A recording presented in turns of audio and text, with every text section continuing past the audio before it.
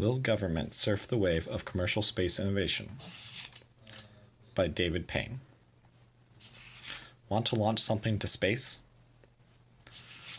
Unless you're a government, a satellite operator, or a Bond villain, your answer is probably no. But it's never been a better time if you wanted to.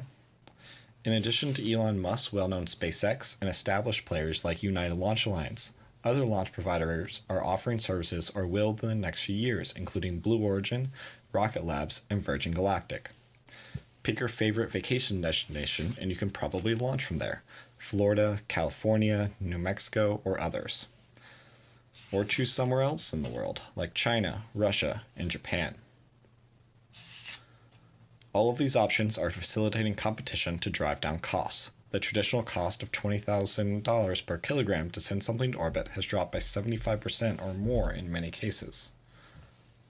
In the midst of all this innovation, you know one organization that is late to the party and still largely looking from the outside in? The US government.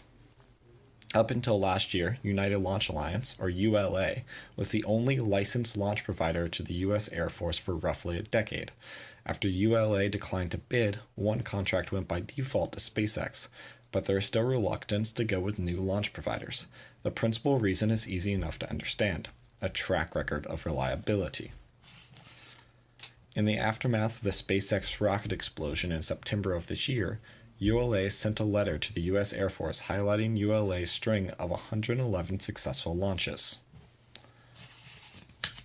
US government satellites, and military satellites in particular, can take 15 years and cost $1 billion to develop.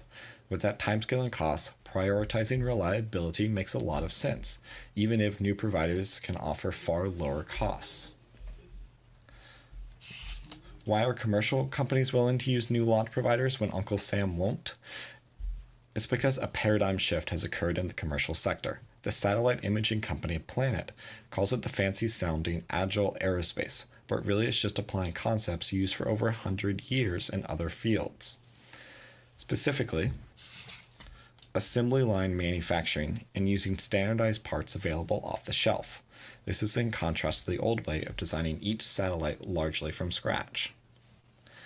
Those changes help to reduce the development time to a couple years or even just a few months, and reduces costs to a few $1,000,000 or even lower per satellite. That offers these companies a few big benefits. 1. These companies don't cry over spilt milk. When a launch goes awry, they have more satellites waiting to take their place, and each one lost isn't that expensive. 2. They're able to use modern technology. As opposed to designing in 15-year-old tech, they are able to use the most up-to-date technology available. 3. They're able to test new capabilities. It's an old joke that nothing can fly in space unless it has already flown 10 times. If years of effort and billions of dollars are at stake, it makes sense to play it safe on trying new parts. In the agile aerospace world, the lower cost of failure means you can try new things. So what are the barriers standing in the way of the US government following the commercial sector's lead on reducing costs and development timelines? First, there is a desire for ownership. The US government wants to own its assets, often for security reasons, and so it often refuses to buy from commercial capability providers. There are frequently good reasons for that, but the decision should be tactical, made on a case-by-case basis, instead of a blanket strategic decision to try to own everything. Second, there are often highly specialized capability requirements. For the military, there are needs such as encryption and the need for defensive countermeasures.